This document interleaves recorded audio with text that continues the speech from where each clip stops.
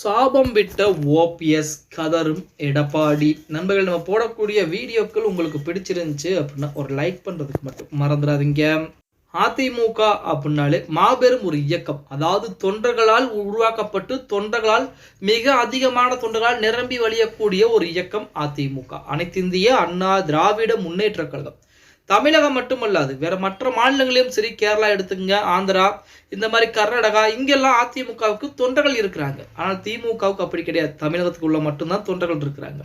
மற்ற கட்சிகள் பாஜக அப்படின்னா தேசிய கட்சி, அந்த தேசிய கட்சிக்கே டஃப் கொடுக்கக்கூடிய அளவில் இருந்த ஒரு கட்சி அப்படின்னா அது அதிமுக மட்டும்தான், வேற எந்த கட்சியுமே கிடையாது.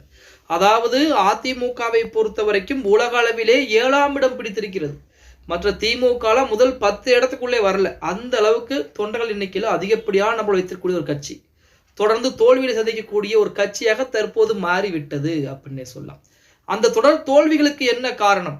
அதாவது அதிமுகவிலே 2 கோடிக்கும் மேற்பட்ட தொண்டர்கள் இருந்துமே அதிமுக தோல்வியை தழுகிறது அப்படின்னு பார்த்தோம்னா, இப்போ ஒரு போர் நடக்கிறது. அந்த போர்ல பாத்தீங்க அப்படின்னா கிட்டத்தட்ட 10,000 20,000 வீரர்கள் இருக்கிறாங்க. அங்கிட்டு வெறும் 500 வீரர்கள் இருந்து அந்த 10,000 பேரையும் ஜெயிக்கிறாங்க அப்படின்னா அந்த போரை வழிநடத்தக்கூடிய அந்த தலைவன் சரியில்லை அப்படின்னு தான் சொல்லணும்.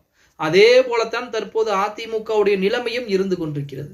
இப்படிப்பட்ட ஒரு சூழ்நிலையிலே ஓபிஎஸ் நேற்று ஒரு சாபத்தை விட்டிருப்பதாக செய்திகள் என்பது வெளியாகி இருக்கிறது. என்ன சாபம் அப்படின்னா, அதிமுக 2026 சட்டமன்ற தேர்தலுக்கு முன்பு ஒன்றிணைந்து போட்டியிட்டால் அனைவரும் ஒன்றிணைந்ததாக சசிகலா ஆகட்டும், அதே போல டிடி தினகரன் கணக்கில் எடுக்கலாம், விட்டுருங்க. சசிகலா, அதே போல ஓபிஎஸ், எடப்பாடி, இந்த 3 நபர்களுமே அதிமுகவில் ஒன்றிணைந்த அதிமுகவை உருவாக்கி பொதுச் செயலாளர் பதவியை ஜெயலலிதா அம்மையாருக்கு என்று தனிப்பட்ட முறையில் ஒதுக்கி வைத்துவிட்டு 2026 சட்டமன்ற தேர்தலை சந்தித்தால் கண்டிப்பாக அதிமுக மிகப்பெரிய ஒரு வெற்றி சாதனையை படைக்கும்.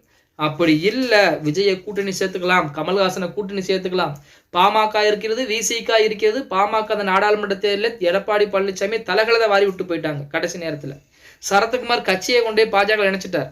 இந்த மாதிரி கட்சிகள்லாம் நம்பி கூட்டணி வைத்துக்கொண்டு நம்ம எப்படியா ஜெயிச்சிடலாம் அப்படின்னு சொல்லி எடப்பாடி பழனிசாமி கனவு கோட்டை கட்டி கொண்டு இதற்கு மேலும் இருந்தால் கண்டிப்பாக அதிமுக அழிகிறதோ இல்லையோ எடப்பாடி பழனிசாமி அழிந்து விடுவார் அப்படிங்கிற சாபத்தை பார்த்தீங்கன்னா நமது ஓபிஎஸ் அவர்கள் கொடுத்திருக்கிறார். ஓபிஎஸ் சொல்வதில் ஒன்றும் தப்பு கிடையாது. அடுத்தடுத்து தோல்விகள், அவ்வளவு தொண்டர்களை வைத்துக்கொண்டு ஒரு கட்சி தோல்வியை சந்திக்கிறது அப்படின்னா அங்கே என்ன பிரச்சனை இருக்கிறது? மக்கள் வேற ஒரு கட்சிக்கு போயிட்டாங்களா அப்படின்னு பார்த்தா கிடையாது. கடந்த வாரங்களில் கூட செல்லூர் ராஜுகள் சொல்லியிருந்தார், 2 கோடிக்கும் மேற்பட்ட தொண்டர்களை சேர்த்த பெருமை எடப்பாடி பழனிசாமிக்கு சேரும் அப்படிங்கிற மாதிரி சொல்லியிருந்தார். அப்போ அவ்வளவு தொண்டர்கள் எங்க போனாங்க ஓட்டு போடாம அப்படிங்கிறதான் இப்போ ஓபிஎஸ் உடைய கேள்வியாக இருந்து கொண்டிருக்கிறது. பொறுத்திருந்து பார்க்கலாம். நம்முடைய அனைவருடைய விருப்பம் 2026 சட்டமன்ற தேர்தலிலே அதிமுக ஆட்சி அமைக்க வேண்டும். அதற்கு ஒன்றிணைந்த அதிமுக உருவாக்கப்பட்டு அதன்படி ஆட்சி அமைத்தால் அனைவரும் சந்தோஷப்படுவார்கள் அப்படின்னு கூட சொல்லலாம். ஓகே கைஸ், வீடியோ பிடிச்சிருந்தா மறக்காம ஒரு லைக் பண்ணி விட்டுருங்க. அப்படியே இந்த வீடியோ ஃப்ரெண்ட்ஸ் அண்ட் ஃபேமிலிக்கும் ஒரு ஷேர் பண்ண மறந்துடாதீங்க.